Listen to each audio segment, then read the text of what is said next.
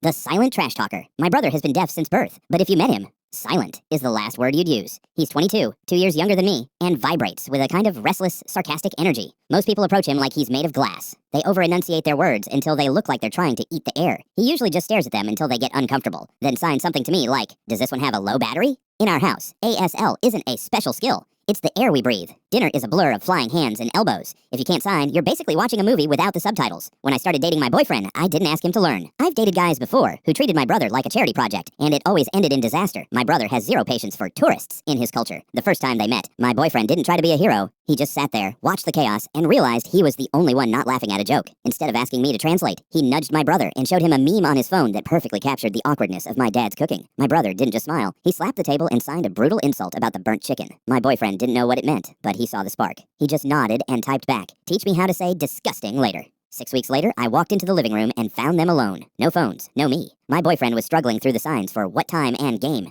His movements were stiff, like a robot with rusty joints. My brother was watching him with narrowed eyes, correcting his hand shape for Friday with a blunt, no-nonsense flick of his wrist. They weren't having a beautiful moment. They were arguing about football. I stood in the hallway, my heart doing a slow-motion somersault. For the first time, my boyfriend wasn't looking at me for permission to exist in my brother's space. He was just there. When I told my best friend of 3 years about it, expecting him to be happy for me, the air in the room turned cold. He didn't see a bridge being built. He saw a siege. He told me it was overbearing. He said that a guy learning a whole language just to infiltrate my family was a sign of someone trying to create a dependency. It's a power move, he told me, his face dead serious. He's trying to own your world, so you have nowhere else to go.